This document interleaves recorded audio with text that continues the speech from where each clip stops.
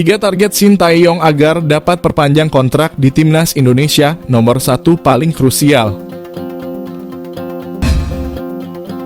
Sang pelatih saat ini mendapat perpanjangan kontrak hingga Juni. Lolos 16 besar Piala Asia 2023. Seperti diketahui, Shin dikontrak oleh PSSI untuk menangani Timnas Indonesia sejak Desember 2019.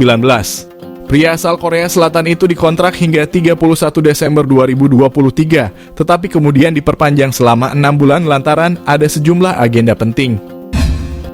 Finish 3 besar Piala Asia U23. Target berikutnya adalah finish di 3 besar di Piala Asia U23. Turnamen itu akan berlangsung pada April hingga Mei mendatang yang sekaligus menjadi kualifikasi Olimpiade Paris 2024. Timnas Indonesia U23 ditargetkan bisa finish 3 besar untuk meraih 1 tiket ke Olimpiade Paris. Tentu ini harus dipenuhi oleh Shin agar PSSI mau memberikan perpanjangan kontrak.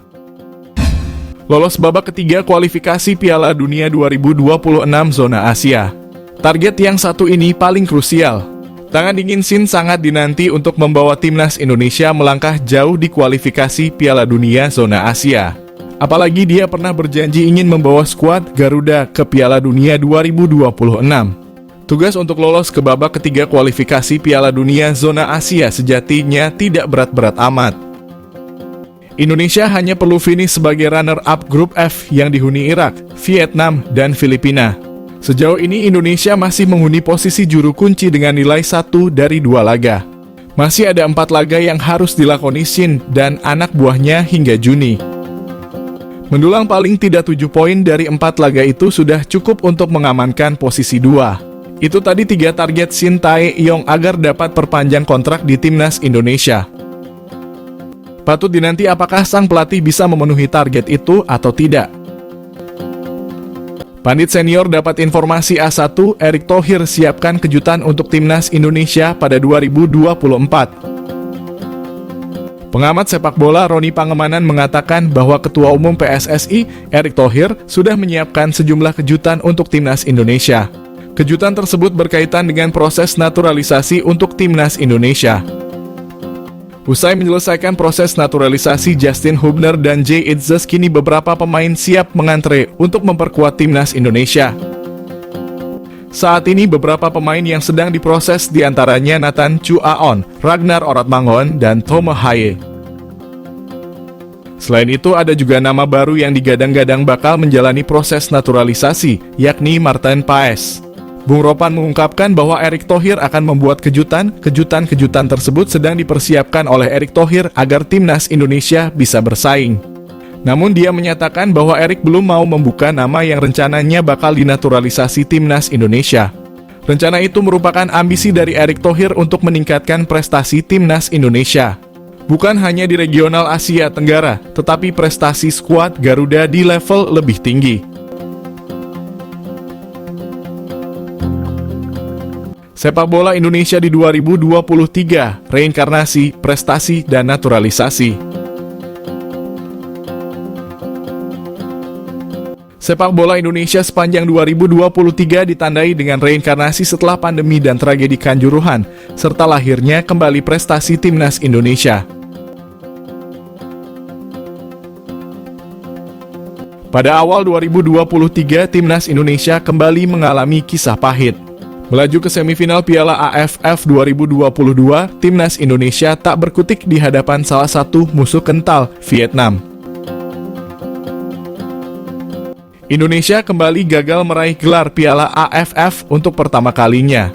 Namun pahit yang dialami tim senior ini diobati dengan prestasi Indonesia U23. Tampil di SEA Games Kamboja, Indonesia meraih medali emas setelah 32 tahun puasa gelar.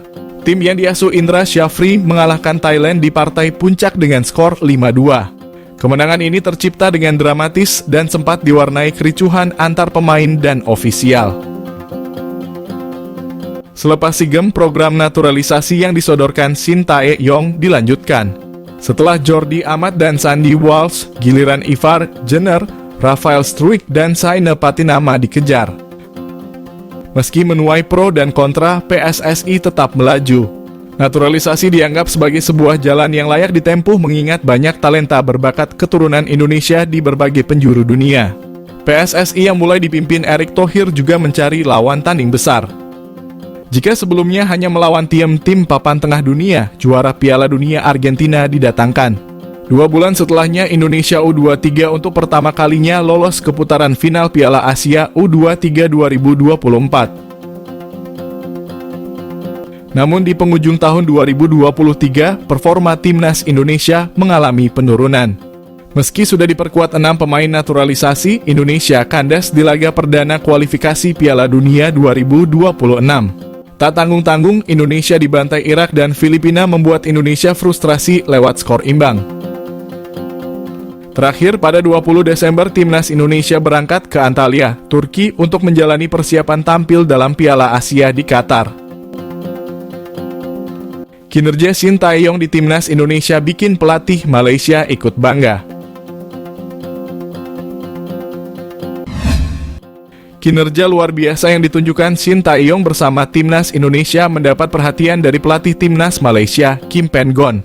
Kim mengaku bangga dengan rekannya asal Korea Selatan tersebut. Selain itu, Kim Pen-gon juga mengapresiasi tangan dingin rekan senegaranya, Park Hang-seo, selama menangani timnas Vietnam. Kim Pen-gon menyusul Park Hang-seo dan Shin Tae-yong sebagai pelatih asal Korea Selatan yang telah lebih dulu mengadu nasib di Asia Tenggara. Kim Pen-gon mulai memimpin Malaysia sejak Januari 2022. Juru taktik berusia 54 tahun tersebut dikontrak selama 3 tahun sampai Desember 2025. Dalam periode itu, Kim Pen-gon membawa Malaysia lolos ke Piala Asia 2023 Qatar. Park Hang-seo berhasil menyulap Vietnam sebagai kesebelasan yang disegani di kancah Asia dan bergelimang gelar di level ASEAN. Sementara Shin Tae-yong meski belum mampu mempersembahkan gelar, bisa mengantar timnas Indonesia melaju ke Piala Asia setelah absen selama hampir 17 tahun. Selain itu juga membuka jalan bagi orang lain untuk mengikutinya sekarang, karena para pelatih Korea Selatan melakukan hal ini secara luas di ASEAN.